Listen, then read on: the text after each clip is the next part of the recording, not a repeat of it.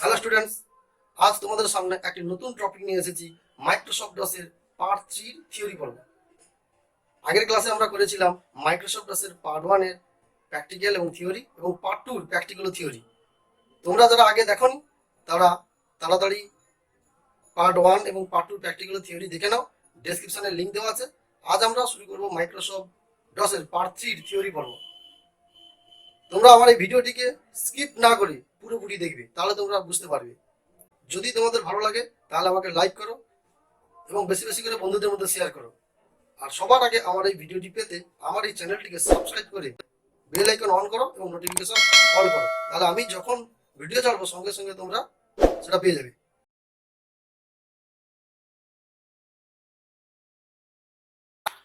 আজকে আমরা শুরু করছি মাইক্রোসফট ডসের এমডিসিডি স্ট্রাকচার।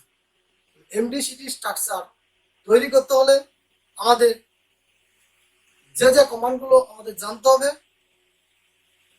সেগুলো তোমাদের বলছি। আগে প্রথমেই আমাদের জানতে হবে এমডি। এমডি হচ্ছে মেক ডাইরেক্টরি। নতুন ডাইরেক্টরি তৈরি করতে হলে এমডি কমান্ড দিতে হবে। এরপরে কমান্ড আসি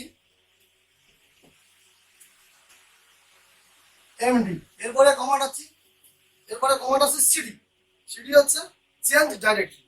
চেঞ্জ ডাইরেক্টরি বলতে এমডি দিয়ে যে ডাইরেক্টরির নাম লিখব সেম সিডি দিয়ে আমরা সেই ডাইরেক্টরির নামও লিখব।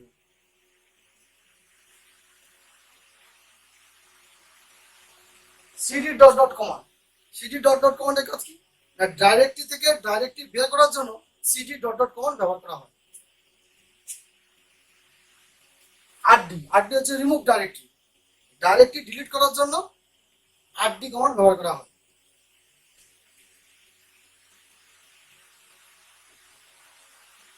ডিআইআর তোমরা তো আগেই জানো। ডিআইআর এর কাজ কি? না, ফাইল এবং ডাইরেক্টরি একসঙ্গে দেখার জন্য ডিআইআর কমান্ড ব্যবহার করা হয়। TR/E/F এই কমান্ডের কাজ কি? না, এমডিসিডির যে স্ট্রাকচার যেটা ছকের আকারে দেখাবে।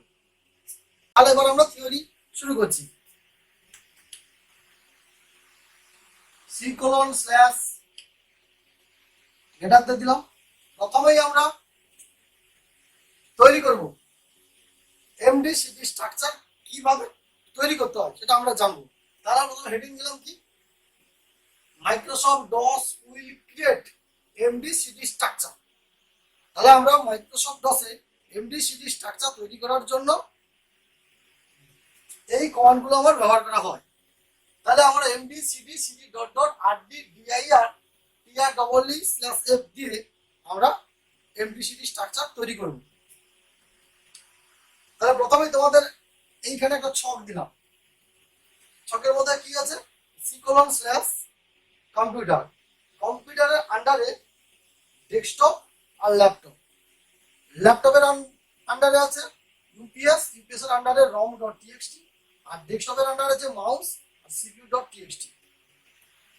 তোমাদের জানতে হবে এই যে ছক দেখছো, এই ছকের ভেতরে কোনটা ফাইল আর কোনটা ডাইরেক্টরি, এটা তোমার জানতে হবে।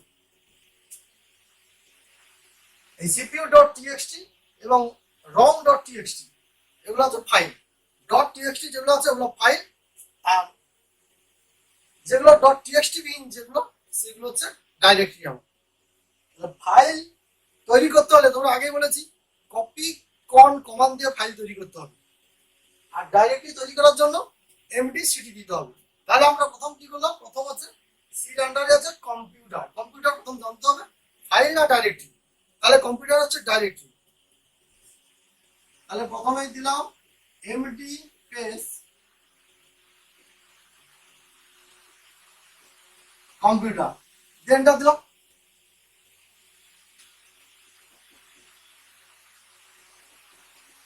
সিডি স্পেস কম্পিউটার দিলাম।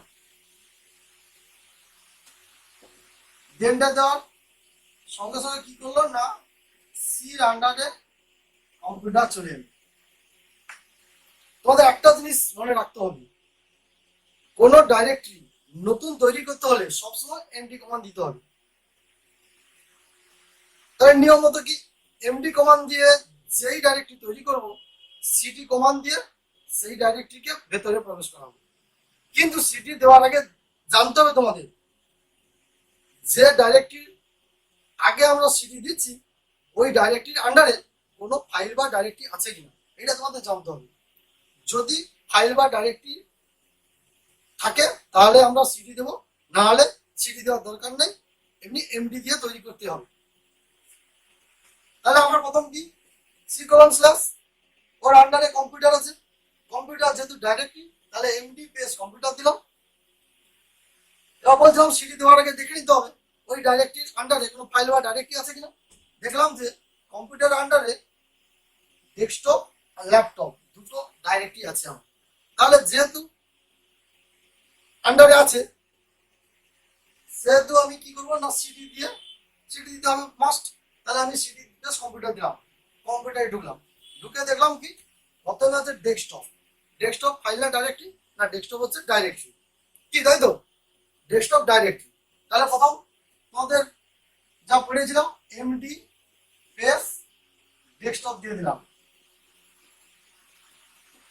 এন্টার দাও।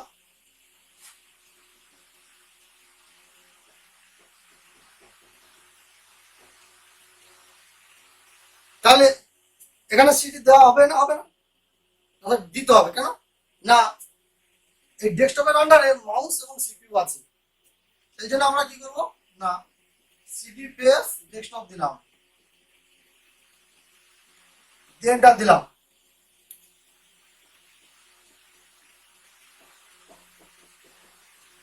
কম্পিউটার ওর আন্ডারে কি ডেস্কটপ চলে এলো,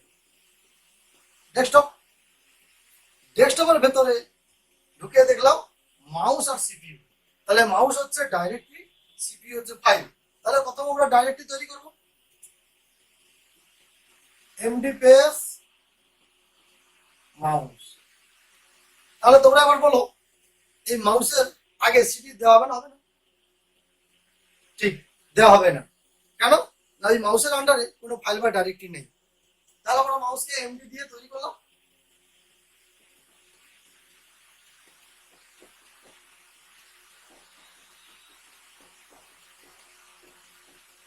ফাইল আছে, ফাইল তৈরি করবো কি কমান্ড দিয়ে, কপি পেস্ট কমান্ড দিয়ে। তুমি দিয়ে দাও copy paste CPU dot TXT দিলাম।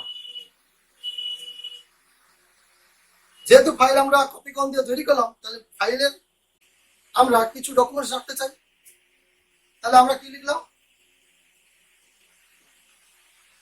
সেন্ট্রাল প্রসেসিং ইউনিট দিলাম, কিছু লিখলাম, লিখার পর কি করলাম, ctrl প্লাস জেড দিয়ে এন্টার দিলাম।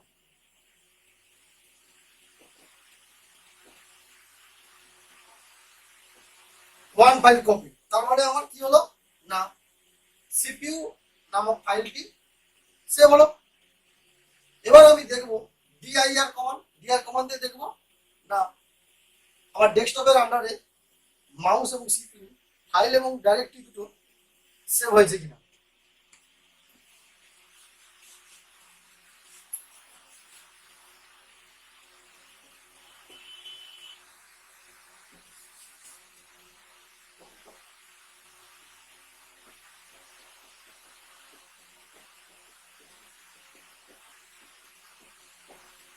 ডেস্কটপ ডিআইআর দিয়ে দাও,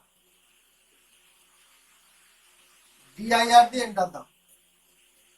তারপর তুমি দেখতে পাবে মাউস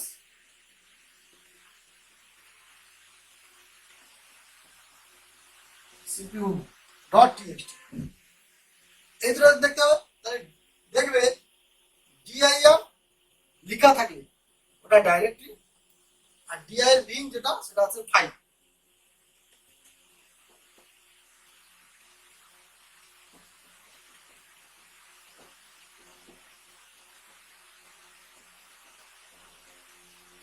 তাহলে ডেস্কটপের আন্ডারে মাউস আর সিপিইউ ছাড়া কেউ নেই, এবারে চলে আসবে কি ল্যাপটপ। ল্যাপটপ আছে কার আন্ডারে? না, ল্যাপটপ আছে কম্পিউটার আন্ডারে ল্যাপটপ আছে। তাহলে কিন্তু আমরা এখন বর্তমান আছি কোথায়? না, বর্তমান ডেস্কটপের মধ্যে আছি। তাহলে ডেস্কটপের মধ্যে থাকলে আমি যদি এমডিসিটি দিয়ে ল্যাপটপ কে ভেতরে প্রবেশ করাই তাহলে কি হবে? ডেস্কটপের আন্ডারে ল্যাপটপ চলে আসবে। কিন্তু আমার তো ডেস্কটপের আন্ডারে ল্যাপটপ নাই, ল্যাপটপ আছে কম্পিউটার আন্ডারে। তাহলে আমাকে কি করতে হবে? ডেস্কটপকে বের করে দিতে হবে।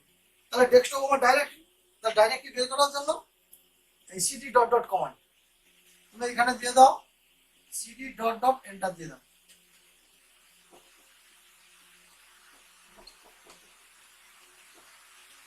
তাহলে ডেস্কটপ বেরিয়ে গেল। এবার তুমি ল্যাপটপে ঢুকো, ল্যাপটপ আমার ডাইরেক্টলি, তাহলে এমডি পেজ ল্যাপটপ। তাহলে এখানে সিডি দিতে হবে না, হবে না? না স্যার সিডি দিতে হবে কেন? না, আমার ল্যাপটপের আন্ডারে ইউপিএস আছে আর রোম আছে।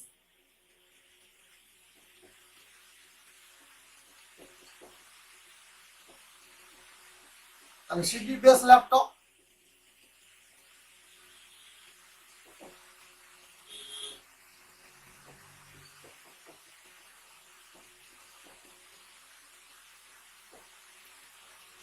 কম্পিউটার আন্ডারে ল্যাপটপ প্রবেশ করবে। এরপর তুমি দেখতো কি না ল্যাপটপের আন্ডারে হচ্ছে ইউপিএস। ইউপিএসটা কি ফাইল না ডাইরেক্টলি? না ডাইরেক্টলি। তাহলে ডাইরেক্টলি যদি হয় এমডি দিয়ে দাও, এমডি পেস ইউপিএস। এবার সিডি দেওয়া হবে না, হবে না? না সিডি দিতে হবে কেন? ইউপিএস এর আন্ডারে রোম আছে।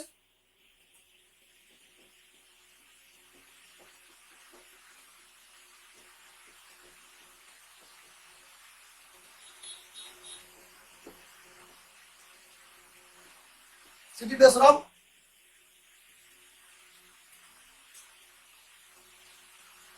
সিডি বেস কি হবে? ইউপিএস দিয়ে দাও, ইউপিএস।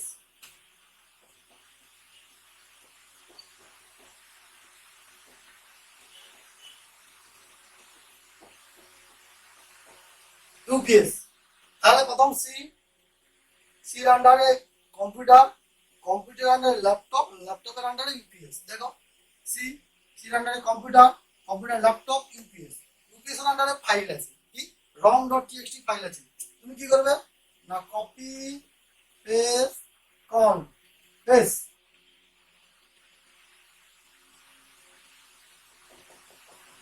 রং ডট টিএক্সটি এন্টার দাও। রমের ভিতরে কিছু ডকুমেন্টস রাখো, রিড অনলি মেমোরি। এখানে সিটিআর প্লাস জেড দিয়ে এন্টার দাও। সেভ করার জন্য ওয়ান ফাইল কপি। তাহলে পুরো আমার কমপ্লিট হয়ে গেল। এরপর তুমি কি করবে?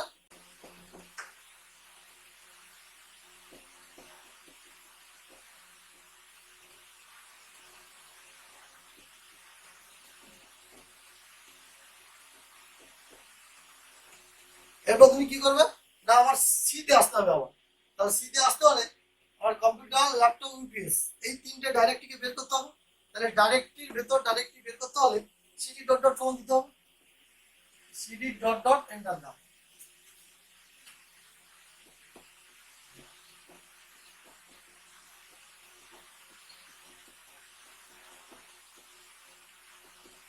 আবারও তুমি সিডি ডট ডট দিয়ে এন্টার দাও।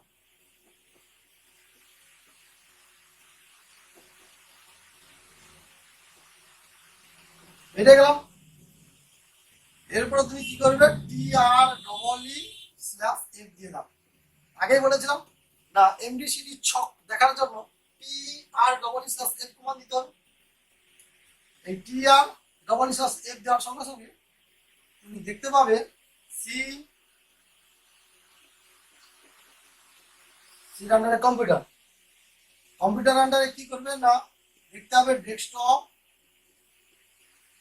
ডেস্কটপের আন্ডারে মাউস, সিপিইউ ডট টিএক্সটি,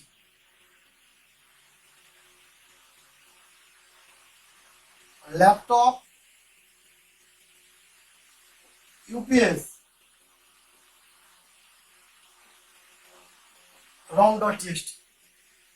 তাহলে আগে যে তোমাদের ছক লিখেছিলাম, এই ছকের সঙ্গে এই ছক মিলছে কিনা আগে দেখে নেবে। যদি মিলে গেছে তাহলে তোমাদের আর কিছু করার নাই, যদি না মিলে কোথাও ভুল থাকে তাহলে তোমরা এখন ঠিক করতে পারবে। সবকিছু দেখার পরে তুমি কি করবে,